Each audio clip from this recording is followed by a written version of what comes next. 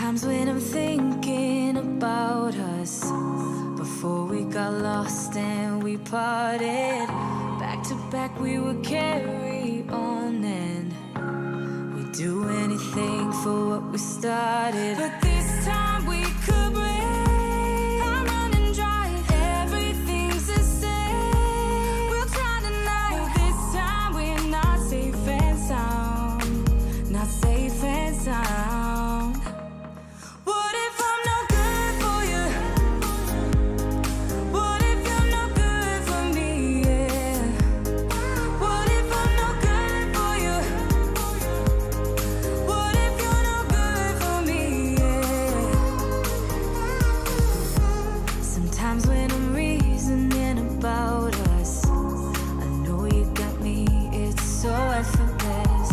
Back to back we would carry on and we'd do anything for what we started. But this time we could break. I'm running dry, everything's the same. We'll try tonight. No, this time we're not safe and sound, not safe and sound.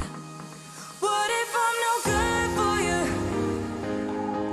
What if you're no good for me? Yeah. What if I'm no good for you? What if you're no good for me? Yeah. What if I'm no good for you? What if you're no good for me? Yeah. What if I'm no good for you? What if you're no good for me? Yeah. What if I'm no good for you? What if you're no good for me? Yeah. What if I'm no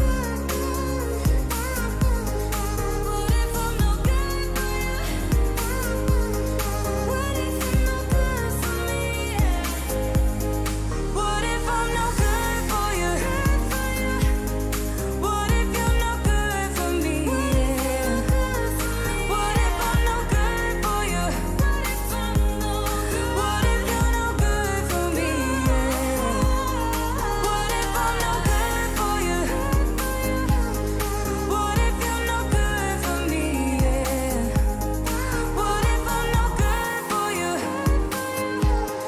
What if you're no good for me?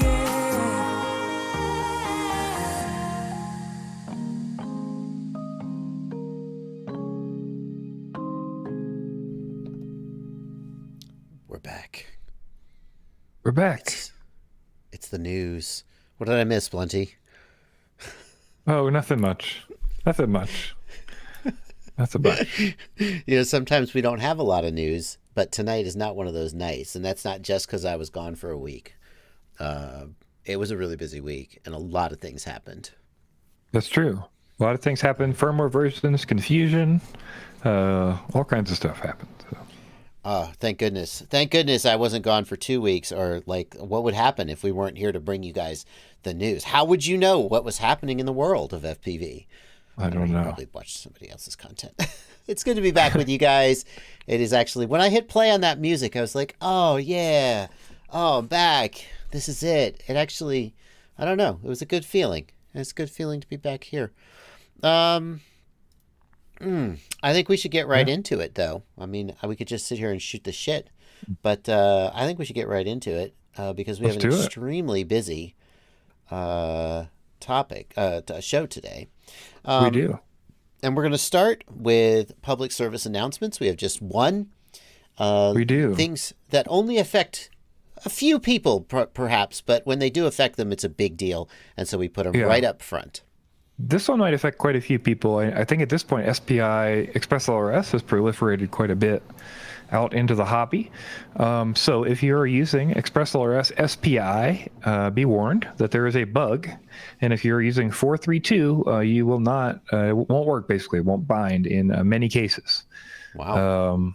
Yeah, this was noticed a little while back. And then basically, I've confirmed this with a few people. I saw this confirmed quite a few times in Express LRS Discord, and then this was turned into a bug 2 days ago, officially noted as a bug. So they also look like they found some solutions. So if you scroll down here, there's one of the posts has some hexes that you can use. If you need to use 432 for any reason, there's some example hexes there with the fix. So okay. Is there I'm confused, Blunty. Why haven't I run into this before? I've been using ExpressLRS with SPI receivers. Was I not using 432? Maybe. I mean, 432 is pretty new, but I don't know if it's specific or anything, or if it's like only certain hardware configurations, or maybe how they wire it, to the MCU or something. But I know quite a few people were having this issue. So. Okay, so the takeaway is, if you have a quad with an SPI-based ExpressLRS receiver, and you're running Betaflight 432, then can you just go back to for like an earlier version? You just flash back to 431, or you use the hexes in the thing if you needed to for any reason. So. Your CLI, your configuration dump is compatible between 432. So even if you have like a bind and fly, you could just copy paste the config dump, flash back to 431, paste it in, you're good to go. Or use one of these hexes linked in the show notes. Linked in the show notes, I assume. That's correct. Linked down in the show notes. All right, they're fantastic. In that GitHub. Well, if you've been unable, it's one of the most common questions about ExpressLRS is I can't get it to bind. And usually it's, I want to say user error, but it's that ExpressLRS is complicated. And, especially for first-time users, it's tricky to figure out how to make it work. But in this case, someone could be doing everything right, and it still won't bind. And it's not their fault. Yes. There you go. Yep. I believe Joey in our Discord is actually the person who reported that bug initially. Oh. So. Well, good on you, Joey. Yeah. As usual, Black Jungle is dropping the sick memes, the dank memes. Yes. I don't know if I'm going to show all of the memes, Black Jungle. Don't take it personally if I don't. But for now, I am entertained by the memes that you're throwing up there, bro. So I'm going to keep doing it. He's going to become the official memer. He's going to be our Elon Musk in that he makes memes. And in no other way, Black Jungle. I mean, if you become a billionaire, I guess that's okay, too. Cut me in, bro. All right. That's it for that one. Next up. All right. Next up. This is a pretty cool thing. Betaflight 10.9, Betaflight Configurator 10.9, RC1 has been released. And this has added a feature that we've discussed here. We've talked about, the devs have debated about, devs have brought up years ago and talked about doing. This has finally happened. I think it's pretty exciting. We should talk about it and commend the developers of Betaflight for doing this. This is selective builds. So basically, we've talked before about how there's limited flash space for certain processors. And one of the ways to solve that would be letting you choose features that you want and maybe get rid of some features so you have more room in that flash for other features. And now you're going to be able to do that. And basically, you'll be able to use customized selectable builds that are cloud-based, and it'll let you build in like whatever you need to get your version working on later and later Betaflights as they become available. So basically, you won't get outdated. Even though it might work anyway and they could have made limited builds, now you'll be able to make selective builds that kind of like add the things you'll need and get rid of the things you don't. If you don't need RTH, maybe you could get rid of that depending on how they blob it out, and then you could add in the extra features from the new version of Betaflight. So. Yeah, we saw this when Betaflight, I don't remember the exact version number, but there was a version number where F3 processors were no longer supported and you had to have at least an F4. And the reason was not that Betaflight devs hate F3 processors or have some financial incentive to force you to upgrade. It's just that the F3 has less memory to hold the code and the code got bigger.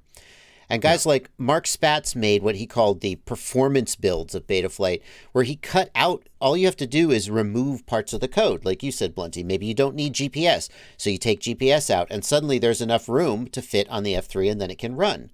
But that requires you to be able to compile Betaflight, which is beyond many people's capabilities. So for the Betaflight, and we've seen OpenTX has done this for a long time. In the OpenTX configurator, you can check which features you want, and it builds online. There's a server that builds it for you, so you don't need to be a programmer. And now Betaflight is moving that direction, is the takeaway from this. It's a big deal. It was surely a lot of work. Yes. And kudos to the Betaflight team for doing this. Yeah, and then they said they'll have some videos, and there's obviously a learning curve. They'll have some videos coming out on that, and obviously this is about that. Obviously this is RC1. The other thing they wanted to mention is 4.4 RC1 isn't out yet, and this would normally come out in parity with 4.4 RC1, 10.9 RC1. They said they wanted to get it out early to let people test this stuff and see how it's working. So if you're any kind of interested in doing this, they would definitely like some testing on this. So. Okay. I would like to say that the Betaflight devs work for free, and that's fine. But also, one of the reasons that this hasn't been done in the past is that it requires server resources to compile all the firmware for you. And that costs money. And you can contribute to Betaflight. I think a lot of people don't know this. If you go to Betaflight.com and go down to the bottom, you can donate. You can join their Patreon. I am a Patreon. I actually think I give them like $300 a month because I figure basically my whole career is built around them, so I may as well be generous. But if you can make a one-time payment, you can join their Patreon, and that goes to things like server resources for the Betaflight website and for other stuff like that. And since we're saying let's thank them for this nice thing they did, we could also thank them with money, if you feel like doing that. So, absolutely. All right. Next up. We come to the DJI block. Yay! Everybody get ready. Everybody get ready. It's DJI time. Do we talk about DJI too much? I don't know, but we had a ton of DJI news. We kind of have to because there's so much going on in the DJI world of things with HD video. So, first up, we got DJI backwards compatibility. 2 weeks ago, we reported on you that there was a beta leak about the DJI backwards compatibility that happened. I don't know who could have leaked that. Who knows? But regardless, we got it released for everybody now. So now you can update your DJI Goggles 2, your DJI Air units, your old version, or your Vistas. You can update those, or your RunCam links or whatever. You can update those to new firmware, and they will work with the Goggles 2 in a new backwards compatibility mode. But there are some caveats to that, unfortunately. One of those big caveats for people is going to be the fact that once you do that update to your Vistas and Air units, you're not going to be able to use those with the V1 or V2 goggles or that old controller, that black controller. So that may be a concern for some people. You can roll back. There's full, you can go back and forth if you need to do that. Mm-hmm. Yeah, see, hang on, I meant to pause that. See, this chart makes everything perfectly clear as to what works with confusion. What, right? Yeah, yes. Very clear. I think I've been getting questions about this since I made this video a few days ago. And I think the two biggest questions that people are not clear about is that when you update the Vista to make it compatible with the Goggles 2, the Vista is no longer usable with the V2 goggles. Not in audience mode, not anything. That was the other question, is audience mode. There is nothing it doesn't affect the V2 goggles at all. It just affects the Vista, which now works with the G2 and not the V2. People annoyed that the V1 controller is left out in the cold. And specifically, I didn't put this together, but someone said the people who are getting screwed the most by this, because a lot of people aren't getting screwed by this. People who only own the Goggles 2, this doesn't affect you, right? People who only own the V2 goggles, just pretend this didn't happen. It doesn't affect you. But people who bought the DJI FPV drone and specifically have the V2 goggles and the gray controller, they were hoping that they would get to use the gray controller with their Air units, and they can't, and they probably aren't ever going to. Right, because the update that lets them use that new controller also makes it so they can't use it with the V2 goggles. Right. Exactly. Yeah. And anybody who owns the V1 controller also, if you have the V1 controller and the Goggles 2, this update is also not going to give you what you want. So there you go. And that's pretty typical with DJI. They give you, what I said in the video was, they give you what they said they were going to give you, but it often turns out that that's not exactly what you thought and hoped and believed you were going to get. And oftentimes you don't get everything you wanted. But there you go. So, yeah. Yeah. But at least we got it. We got backwards compatibility, and that's what everybody's hoping that would happen. And it happened in December, and it was early December, so that's pretty cool. They did what they said they were going to do. They said years ago, we'll think about making the gray V2 controller compatible with the air units in the Vistas. Technically, they did that. They did that. That's years later, and not exactly in the way we would have hoped. And they said they were going to give us canvas or MSP DisplayPort. Actually, DJI never said that. Caddx did, but they finally gave it to us, but only with the goggles too. So, anyway, thanks DJI. Sort of. All right, next we have news. This is sort of DJI related, but in a much cooler way. Yeah, anti-DJI related, if you want to say it like that. Yeah, sort of. That's right. Anti-DJI. So FPV.WTF, the team that brought us Margarine, the hack that gave us WTF OS, and the root hack on the goggles and all those kind of things, has brought us Butter. And Butter is the new rollback tool and recovery tool that lets you roll back V2 goggles and root them. So if you were on a firmware that you couldn't roll back and you couldn't root and you were upset because you were like, DJI messed me up and they locked me into an old firmware and all this kind of stuff, now that is no longer the case. And you can root your V2 goggles that you couldn't root before, and you can recover also any bricked hardware, which I also think is pretty important. And I can personally vouch for this. By the way, this is the GitHub repo. And if you want to learn more about this, of course, it's linked down in the video description. I can personally vouch for this because like a month ago, I don't remember the exact date, but it was before this released, I was working on the Flywoo Nano whatever, and I tried to root that Vista VTX.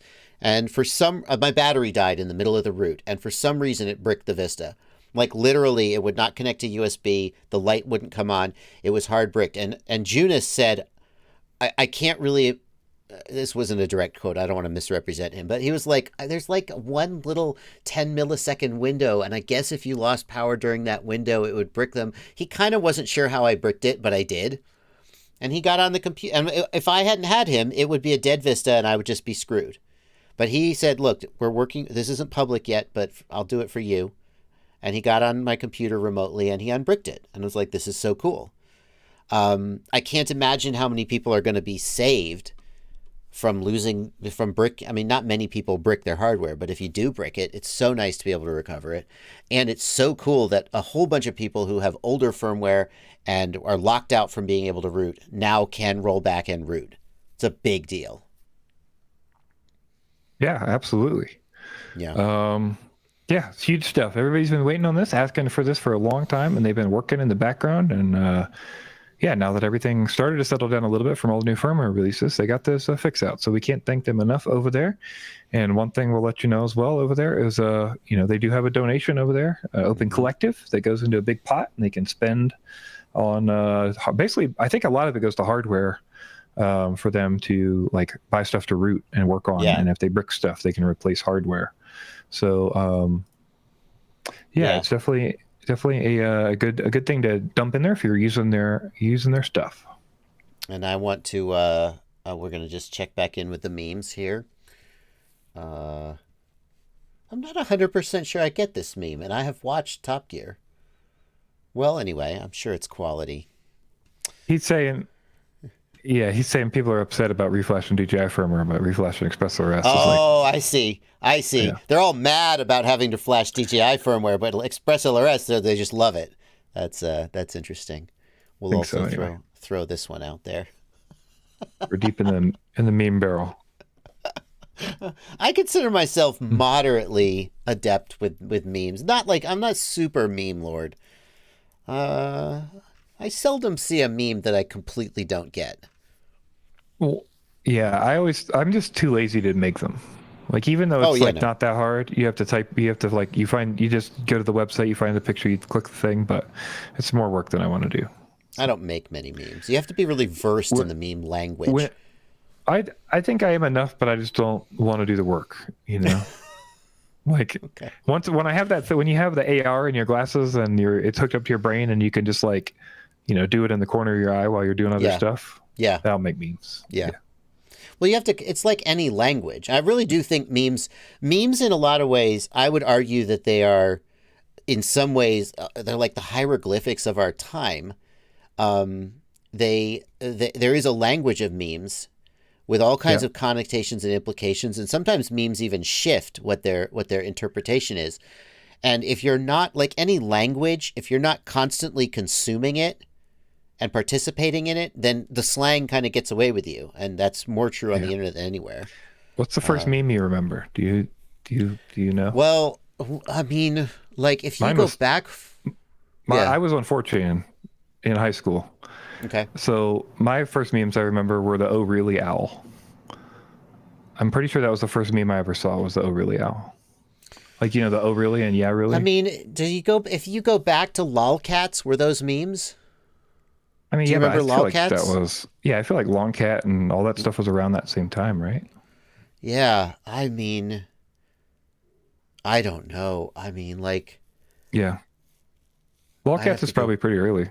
Yeah. yeah. I mean, lolcats weren't memes in the sense that, well, they weren't quite the same as today's memes. Yes. I mean, certainly, I'm like sure there's 8 YouTube video essays on over-attached this. girlfriend. We could go look for maybe we'll do this after the show is over, and we'll do a little bonus at the end of the stream. We'll look up a history of memes, and we'll see the first ones I remember. Okay. All right. Okay. Well, congratulations. Thank you, FPV.WTF. You guys are amazing. Keep up the good work, and so forth. Yes. All right. Now we're going to talk about how DJI screwed us all by putting remote ID in the Avata, and then they came to your house and they stuck it in your goggles when you weren't looking, and they implanted you with a remote ID chip. You can feel it in the back of your neck, right around your cervical spine. All of that happened. Yes. If you believe what's said on the internet, all that happened. That's correct. All right. Well, what actually did happen? DJI Avata got the remote ID update. So that means when people updated their DJI Avatas to get their new features and changes, they also got a remote ID lockout that basically made them plug in their phone. And if you plug in your phone to the goggles, then it will then allow you to take off. Okay. So there's so many things I want to say about this, and I should calm down because I shouldn't be mad at people for misunderstanding this. It's complicated and weird, but there are people out there who seem like they should know better, seem like they're spreading misinformation, and that's what gets me sort of annoyed. The first I've seen blatantly incorrect information from people pretending like they have the system and have tried it. So I feel like that's a problem. I don't know. I don't, for the record, I don't have the system, so but the first thing I want to get out of the way here is that this is not a uniquely DJI problem. This is something that is required by the United States regulations. The FAA requires, what do they require? All fully ready to fly built drones, like a DJI Mavic, a Skydio, whatever, sold in the United States, are required to do these things. They have to report the drone's location and other information about the drone during flight, and they have to report the control station, the pilot's location, during flight.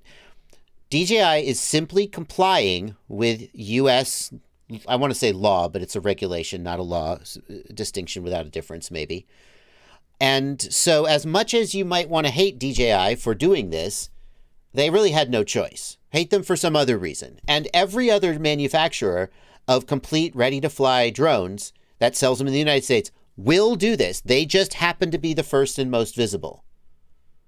Correct? Yep. Am I right? That's 100% correct. Yep. Okay, that's number one. So then the technical aspects of it. If you don't have an Avata, this doesn't affect you. Why doesn't it affect you, Blunty? Because it's only for the Avata. It's only for a package drone. It also doesn't seem to be for the Potato. The Potato is not on the DOC list. Like, there's a list. If you don't know, there's a list on the FAA website where you can go check the declarations of compliance that have been officially filed. And DJI filed a bunch of drones, including the Avata, but the Potato, the old FPV drone, is not on there. That would mean that as of, I think the date has passed, they are not allowed 16th, to sell. No, it's 3 days from now. Okay, They pushed so that would it, mean yeah. as of the 16th, DJI would not be able to legally sell the DJI FPV drone in the United States anymore. That's correct. Unless they pushed a firmware update that did this. Or That's they would correct. be in non-compliance and be risking fines. And some people have wondered whether that means DJI is dropping the FPV drone, that this is going to be the sort of death knell for it. Is it for sale still? Can you still buy it? Not sure. Let's see. Can I buy the drone? Buy now. DJI FPV combo. Special offer. It seems like I can still buy it. Why would you assume I want it delivered to Alabama? Oh, because it starts with an A. All right, fine. I Yeah, can still you buy can- it. I wonder if they'll stop selling it on the 16th. I'm not sure. I mean, they seem to be worried about compliance, so it'll be interesting, but I would They expect have to them be. to. They have such a big target on their back. They would immediately get just spiked into the ground if they were non-compliant in such an obvious way. So anybody flying the FPV goggles, the O3 Air unit, the Vista, the G2, anyone flying any self-built drone, this doesn't affect you. And not only does it not affect you from a regulatory perspective, technologically, they don't have a GPS unit. They don't have, I mean, they could theoretically try to write code to force you to wire a DJI, an air unit or a GPS unit up to your VTX.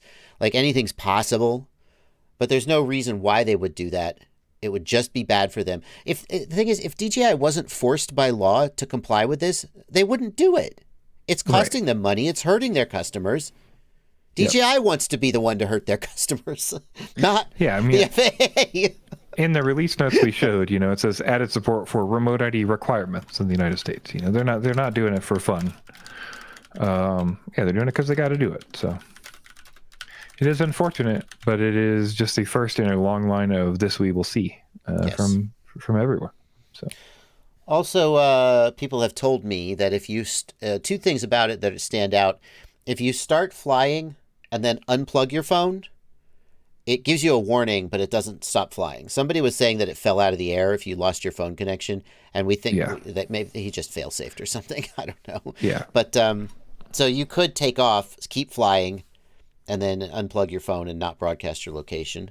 The other thing is that if you have a GPS spoofing software on your phone for some reason, then your phone will report the spoofed GPS location and make it look like you're standing far, far away from where your drone is, which could lead people to think you're flying BVLOS and breaking the rules. So I don't know how many people have GPS spoofing apps, but...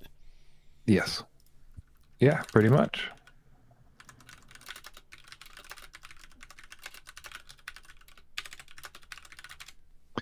Okay. Right. Alrighty.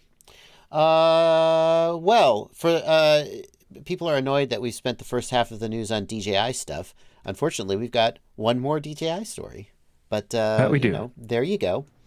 One more DJI story. People pushing the range of the O3 Air unit.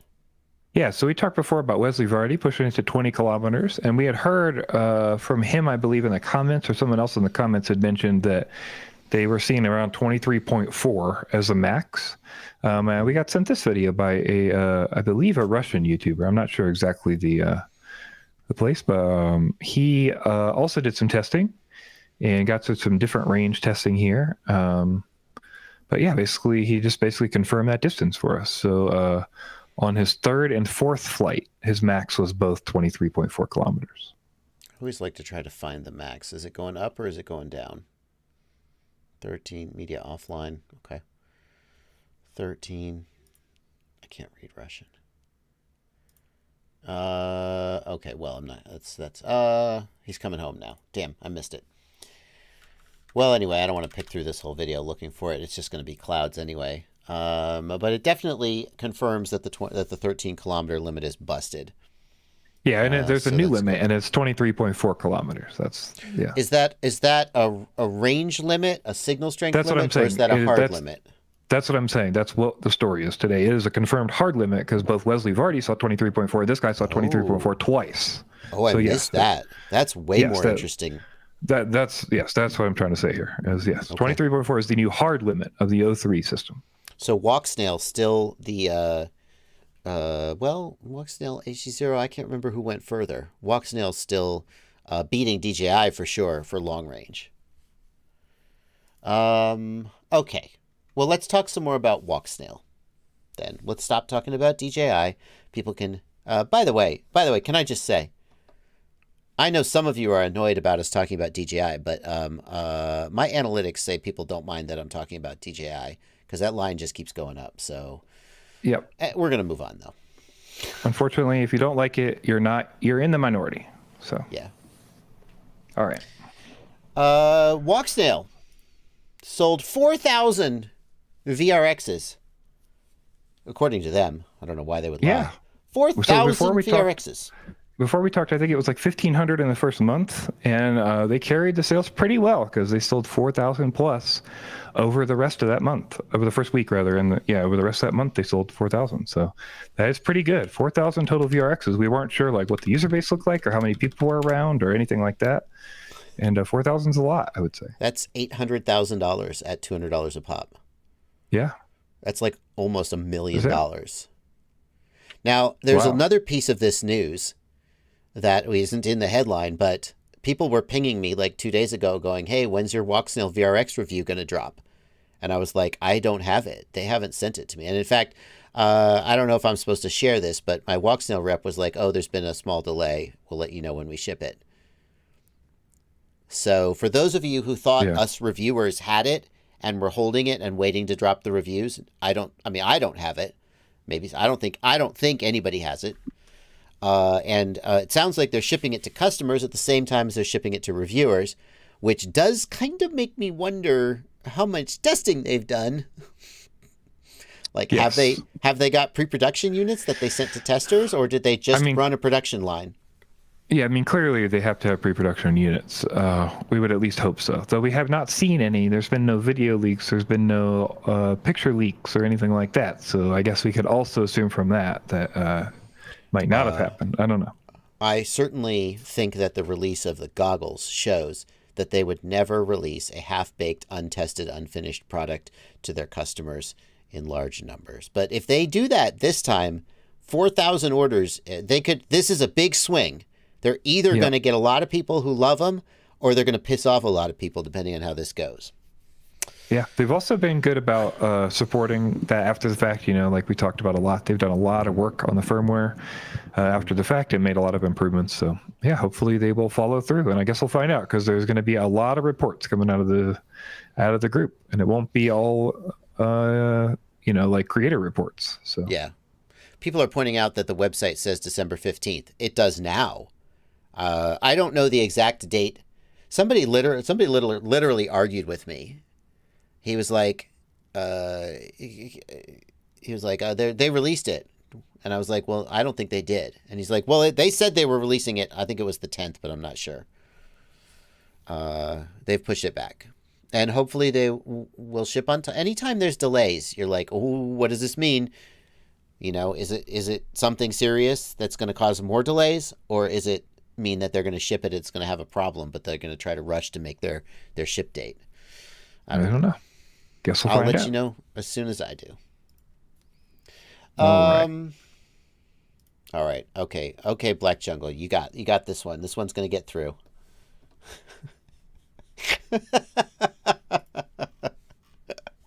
Blunty, I think you hate the memes. I don't think you like that I'm doing that. I don't know. There's a way that you go silent sometimes that it's like you're just humoring me and you're waiting for me to be done. And I don't know if I'm imagining. You don't have to tell me, but it feels like that's happening when I show the memes. All right. Continuing. All right. So, yeah, that gets us out of most of that, the digital FPV talk like we do sometimes at the beginning of the show.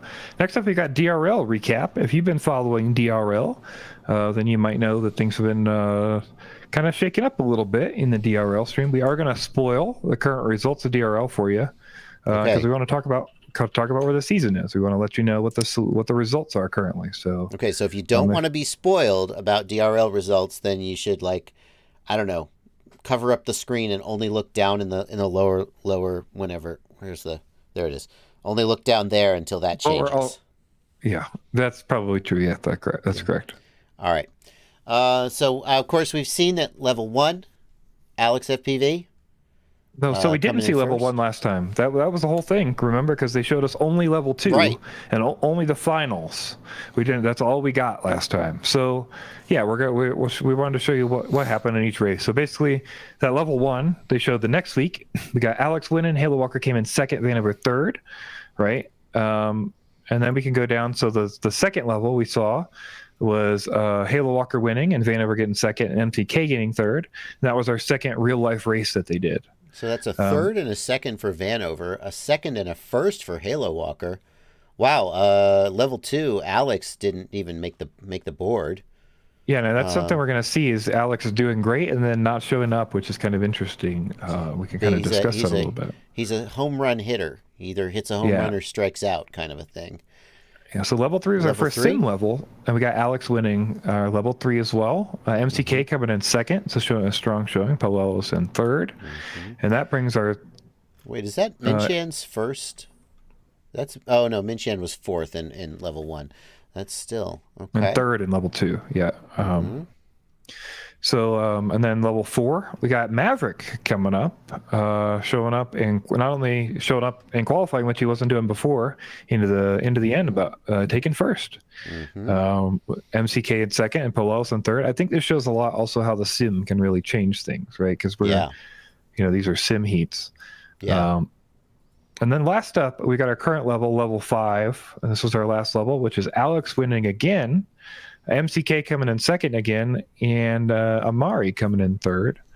Wow. Halo Walker's still showing up in fourth there. Halo Walker's been on the board, I think, every time. Where's Vanover? Where's Vanover? We're in the sim, man. Oh, Vanover, he doesn't like the sim. I think traditionally Vanover isn't doing great in the sim. So if they keep, I don't know how much longer he's going to keep doing this if they don't go back to doing 100% real life. But if we wanted to go down to the very bottom there and look at the after level 5 season standings, we can kind of see where we're at. So Halo Walker is still in the lead here with 63 points, but I would say we're getting pretty close. MCK's at 56, Alex is at 55, even with some not showing up at all in the top 6. Vanover's chasing at 40 basically. So I think it's kind of interesting. There's plenty of room here. I think they got 6 more levels and then a championship. So how many of those levels are going to be? Do you know how many are real world versus sim? I think it's like 4 or 5 sim levels. So how many real world races are they doing? Not very many, from what I could tell. Also, this is my time where I praised DRL last time because they do give us links for everything. However, unfortunately, it is not clear at all like what level is which and when is happening where. Like if you count what's on their schedule, it doesn't add up to 11 levels. So I'm not really sure what's going to pop in there where they all fit. So okay, yeah, there are at least 3 more sim levels. Well, big congratulations. I guess to Halo Walker is the surprise star of this season.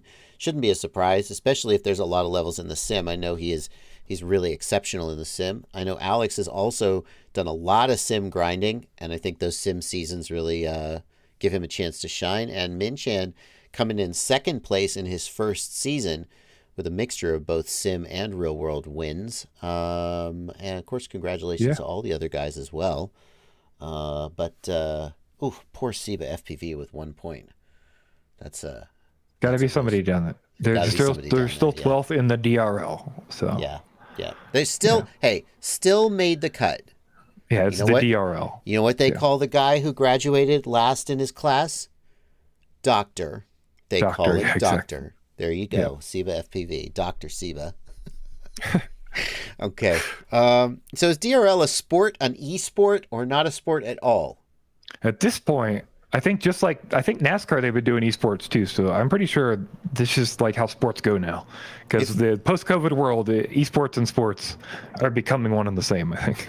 If NASCAR is a sport, and I think there are people who would debate whether NASCAR was a sport, but if NASCAR is a sport, don't then tell DRL anyone is a sport. Anywhere in the South. No, it's just it's a semantic thing. Like some people would say that sports are like 2 teams on a field. They'll be like, if you're sitting in a car racing, it's not a sport. I don't know, I don't know. It's not. I agree. It's not an argument I care to get into. But if NASCAR is a sport, then so is DRL. Right? No. Is there a certain amount of athleticism required to have it be a sport? I don't know. I think the question is, are we doing social definition or Webster's definition, right? I think is the problem here. If we're doing social definition, then I think most things apply because the way I define sport is that you need to train for it, right? So like that's when I think about a sport. I think about something so I think of like all these video games and everything are sports because you're training, like whether or not you're doing anything, like you're training. You would say training for a competition is a sport. 100%, because like interesting. if you don't have to train, then there's not a competitive, you know what I mean? Like, I feel like, yeah, if you're training, there's a sport in it. Like, sport to me is the competition part of it. But so I wouldn't say that all competition is sport. Like chess, I would not call a sport. I think chess is a sport. I would call chess a sport. Yeah. I was going to say that if there's a requirement for athleticism, then racing still applies because race drivers are subject to extraordinary physical stress and are actually in really good condition. Like just the ability to hold your neck like this when you're being subject to 10 Gs.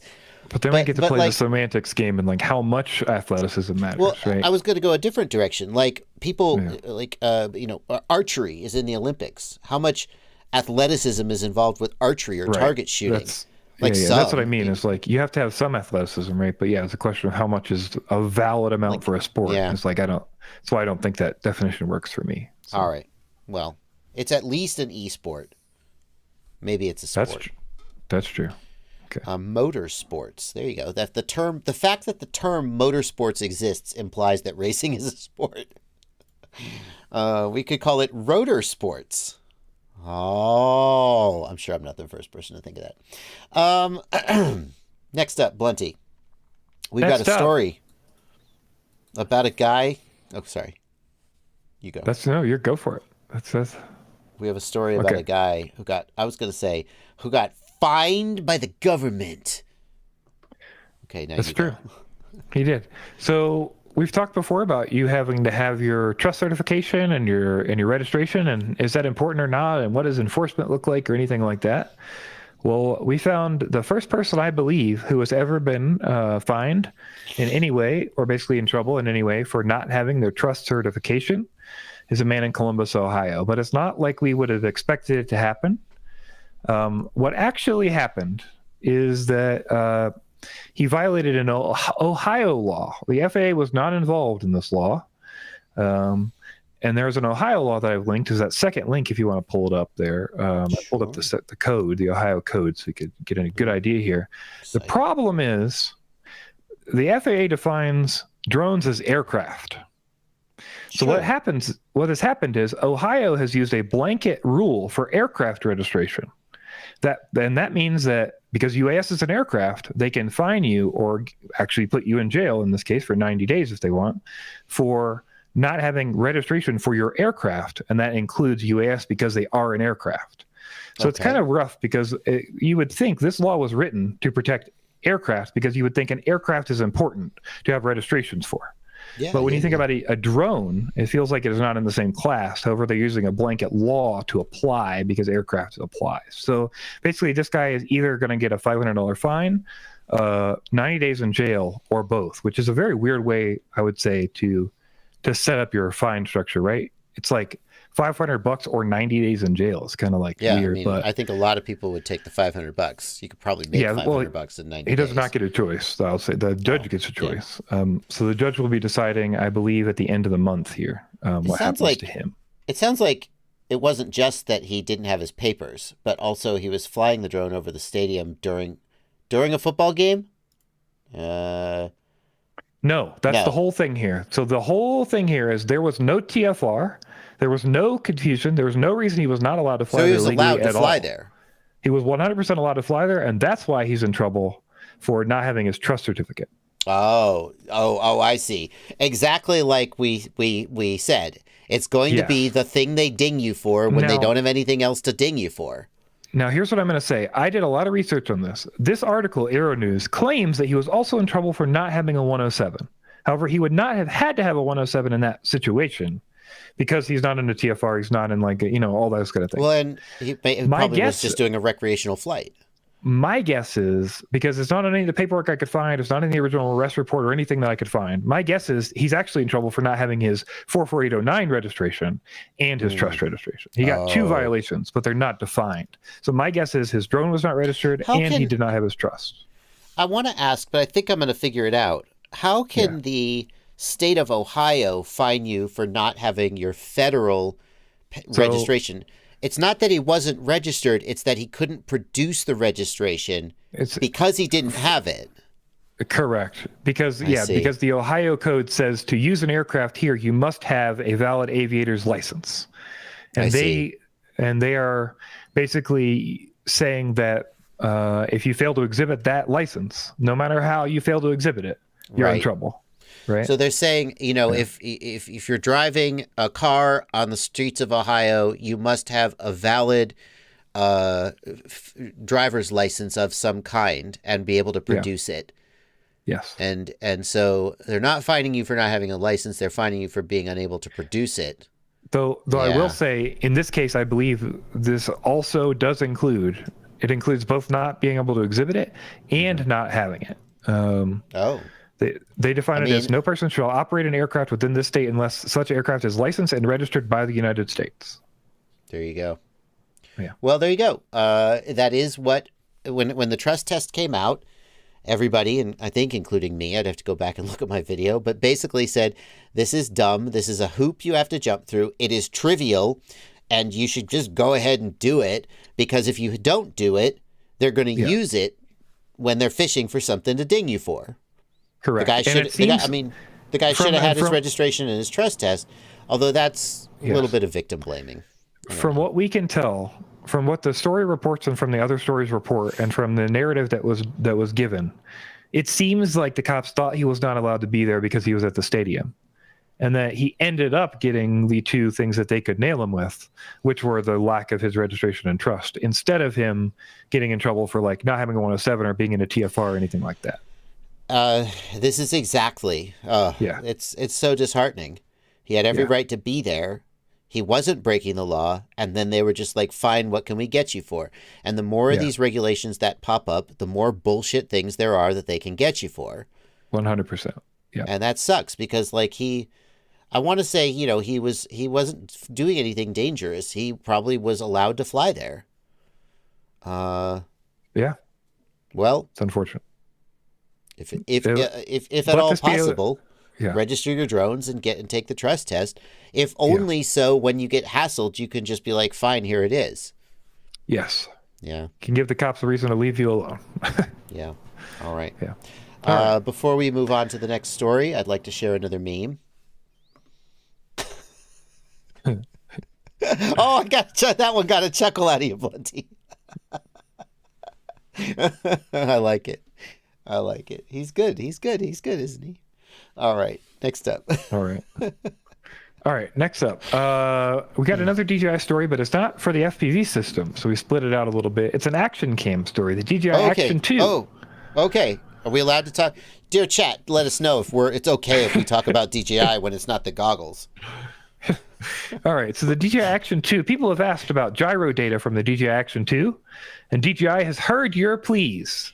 So if you use our link in the video description to go to the forum on DJI, you can sign up for a beta to get DJI data out of your Action 2 with the public beta. And you can, if you sign up by December 19th. That means you can use the Action 2 with GyroFlow, right? That's what it means. That's correct. Pretty much, yeah. Okay. That's correct. So and you can help DJI make it better, make it good. That's the thing. This is a beta.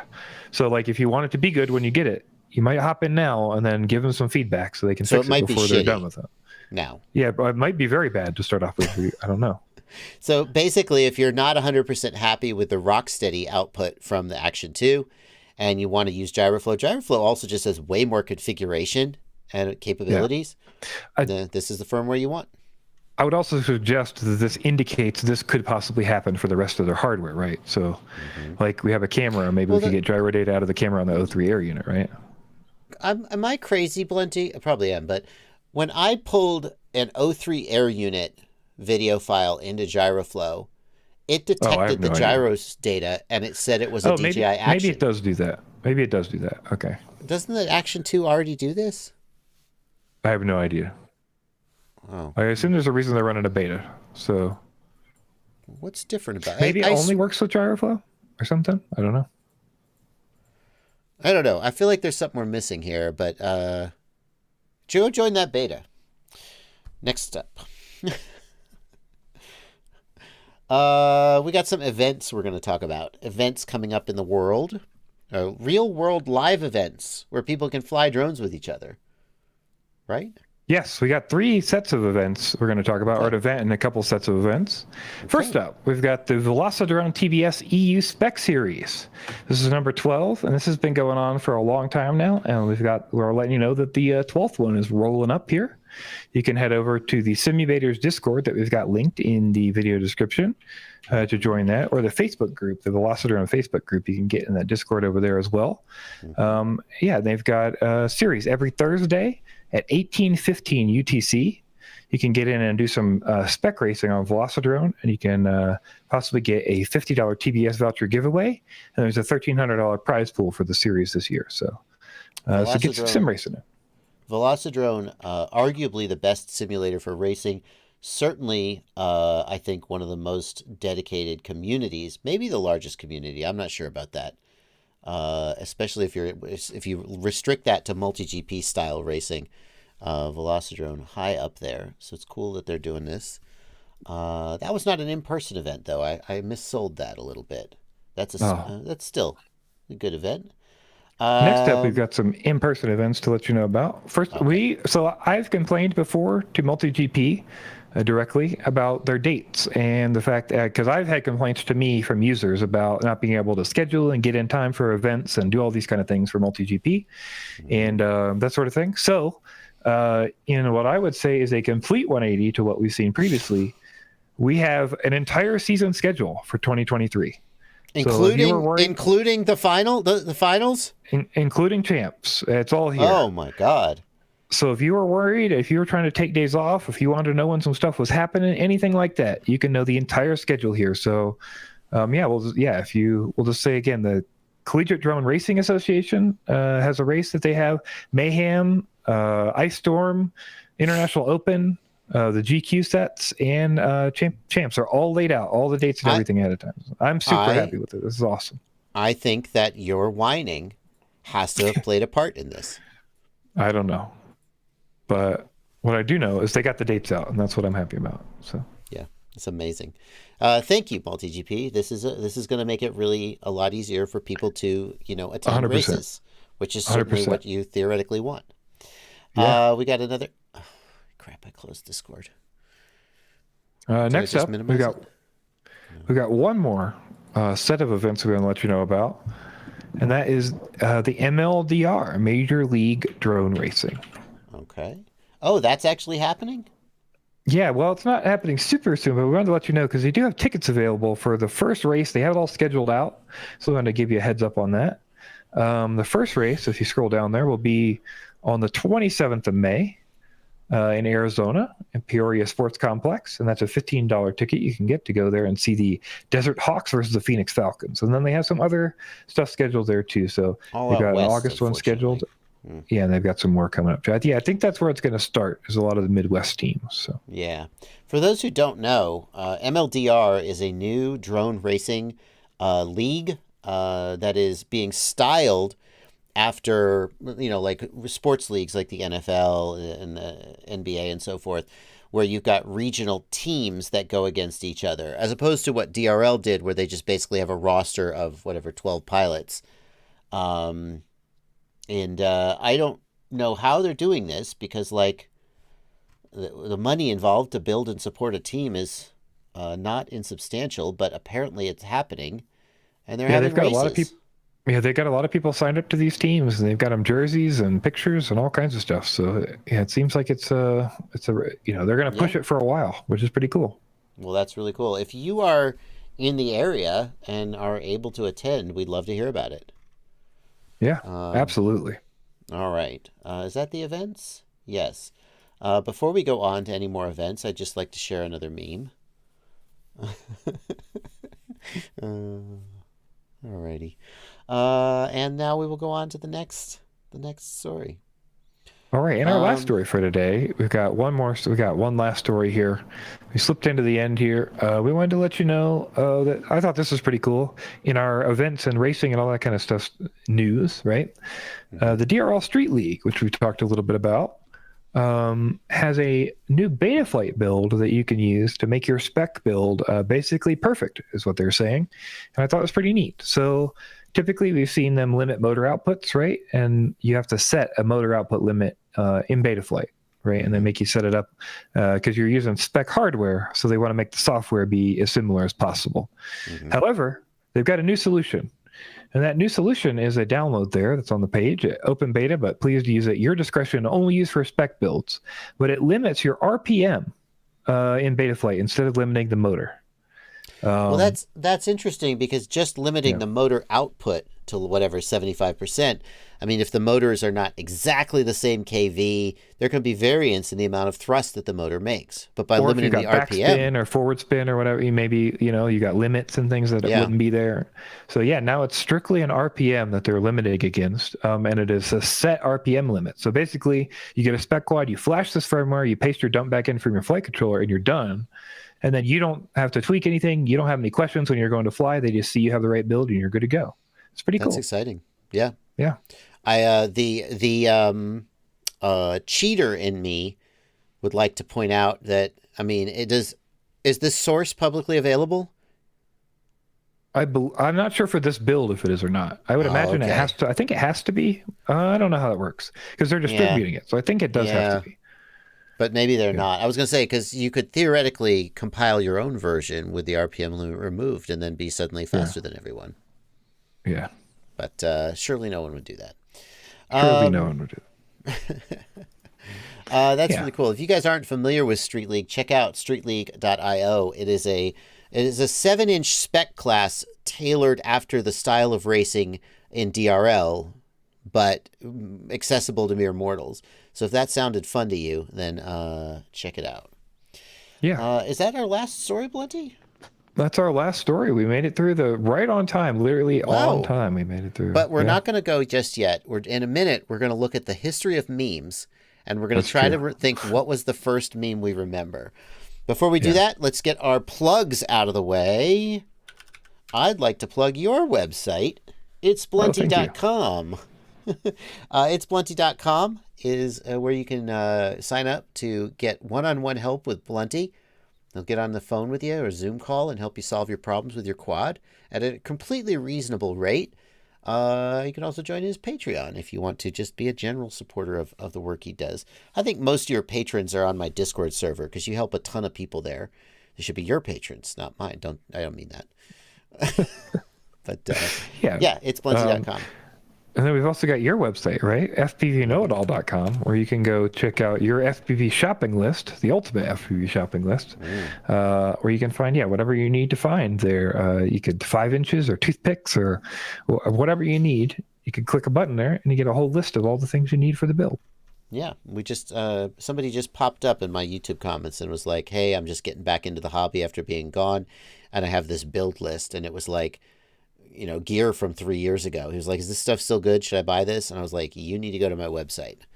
On top of that, we'd like you to know Joshua Bardwell live stream clips. Can I get there? Joshua Bardwell live stream clips. If you love my live stream content in the news, but you don't get to watch every part of it, the highlights from the news and my live streams are at the Joshua Bardwell live stream clips channel. Blunty runs that. He does a great job. And we'd love to have you as a subscriber over there. Today's video was slightly controversial. Can you believe an ExpressLRS versus Crossfire title was slightly controversial? Well, I gotta go check out the comments. Shocking. Yeah. Well, that video is always going to do well. Which is about to cross 7,000 subscribers. So that's pretty exciting. If you're not subscribed, head on over there. I'm also learning a lot about what people like. And the answer is... deeply technical topics are all right, but what people really like is it verses or debates or anything where you can they could fight about stuff. Yeah, be careful. This is how you end up going down the clickbait rabbit hole. 100%. I can tell. Because when you post the normal videos, they get 800 views, and when you post an ExpressLRS Crossfire video, they get 4,000 views. So. And no matter how disciplined you want to be, there's more dopamine when you see 4,000 views. You're like, oh, 4,000 views. And then if you have to really work to not let that drive your decision making about what videos to make. I don't think anyone's immune to it. Some people handle it better than others. Luckily, I'm clipping content, so that means that I'm still working based on I'm not producing new content based on that. Right. That's Yeah. true. I am. And I just do whatever. Okay. So let's do it, Blunty. Where can I find a history of memes? Well, No, internet memes. Origins and early memes. Let's see. If you think of a better place to search, let me know. yeah. I remember lots of advice animals. I feel like I knew about memes before advice animals. But I remember lots. I'm trying to remember, I don't know, was somebody... There's the O'Reilly Owl. So somebody set us up the bomb. I don't know how early that was. Was that a meme, though? I mean, that's 100% like a meme. A Flash animation. That's a meme, though. Right? It's yes, all your base. I Yeah. mean, this is a meme. Is it a meme? Nobody remixed it. I think remixing is a part of memes. No way. What's the definition of an... I think a meme means that it's just repeated as colloquial, vernacular, right? Idea, behavior, style, or image that is spread via the internet. It has become broader and evolving into more elaborate structures. That's a tough one. Characteristics. Creative reproduction of materials and let me zoom in a little. Intertextuality. Parodies, remixes, or mashups. And Nyan Cat. The oh really owl is not a meme then, right? If you're using a different because the oh really owl Nobody didn't get remixed remixed. it. Yeah, that's so interesting. To me that's definitely a meme. So yeah. Okay, well then, is the dancing baby a meme? The Ukachaka dancing baby. That was a viral animation.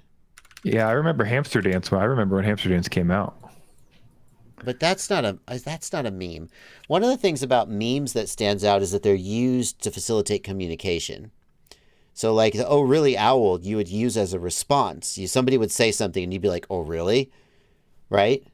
Or you would or later, and maybe the remixing came later. Really? Yeah, really. That was the whole thing. That was the response. I feel like Advice Animals came out of that. Oh really owl. I don't know if that's the case. Advice Animals were absolutely remixed. Yeah. That was the whole point of, maybe that's where the remixing came in. Yeah.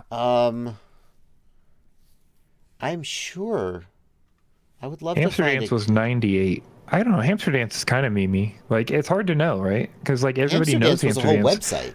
Yeah, but you're not gonna I guess the idea is you need to be able to respond or share as information, right? Because there was that whole era of everybody sending around Flash games and videos. Yeah. How about this? Internet memes introduced in 2000. It's got to be earlier than that, right? Homestar Runner, John Teeter, Waluigi. 90s. Oh, there's a button up there for 90s. Go back. Where? Go back. Forward. Yeah. Ate My Balls is one of the earliest examples of an internet meme. I don't remember this one. Mr. T ate my balls. I don't know that one. The cow level, the Diablo cow level. I'm familiar with the Diablo cow level. I'm not sure I remember it as a meme. You remember the cow level, Blunty? Did you play Diablo? Yeah, but I definitely would not think of it as a meme. No, I agree. I don't know I think Wikipedia. We're not going to click on goatsy.cx. That's for damn sure. And I don't think that's a meme. Are Tub Girl and Goatsy memes? Are those? I don't think those are memes either, right? No, and they put I Hamster think Dance on here too. So this is a different. This is not what we're looking for. They put I did not have sexual relations with that woman on there. That's funny. What is a meme? What were the first memes? These are advice animals. I definitely was there for advice animals happening. This is worthless. This is visual timeline of 2011 to 2020. We need a meme about how hard it is to find information about memes. Oh, this looks promising. Shut up. No, shut up. I don't... Oh.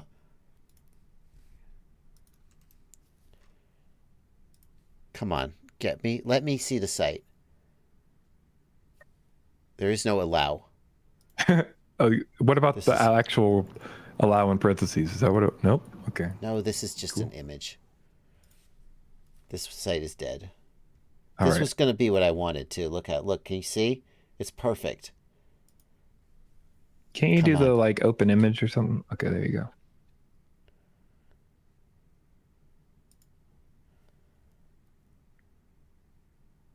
I don't like when I get redirected this many times in a row. No, that website's dead. All right. From Kilroy to Pepe, a brief history of memes. PBS makes good content, right? That's a good one. That's good.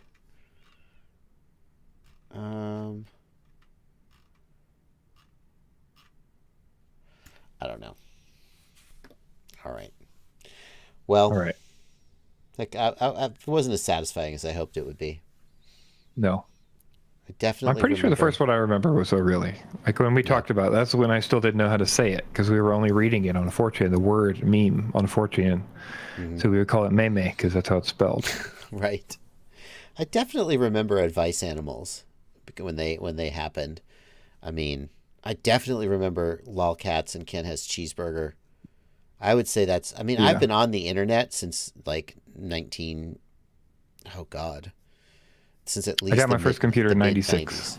Yeah, I got access to the internet when I went to college in '93. I think was the year I went my first year in college. That seems right. And that's when I first got access to the internet and was on Usenet and so forth. You kids don't remember Usenet. So I think I was there for all the memes because I don't think. Yeah, I was memes really 96, so existed. I had dial-up when I started. Yes. I still had to buy an 8 megabyte stick of RAM, but I had dial-up when I started. Thomas Nagel wants to know if I will not care about Clearview analog receivers ever again. Thomas Nagel, sorry man. The days of analog receivers being, what is he charging for it? Is it $400? Oh yeah. You need to beat a Fusion in terms of price versus performance, and I don't think you can do it. So Yeah, there's not really a place for that, I think, really. I think Fusion and Rapid Fire are about as good as an analog receiver is going to get. I mean, Yep. not that at a price that anyone in the hobby. And at this point, if you were willing to pay whatever it would cost to make a really good analog receiver, you would just buy digital, probably. So Yeah. I don't know what Clearview's doing. Good for him. He's still making product. Rapid Fire is not discontinued Race Pro. Just Immersion RC goes through long periods where they don't produce product for various reasons. Yes. There you go. All right, guys, we're going to wrap it up. Thank you for hanging out a little extra, Blunty. I'm sure the people enjoyed it. I know I sure did. Yeah. We'll be back next Tuesday, and you'll be back Sunday for your normal stream schedule. My again. normal stream schedule. That's right. All right. Good night, everybody. Glad to be Later, back. guys. Have a great week. Bye.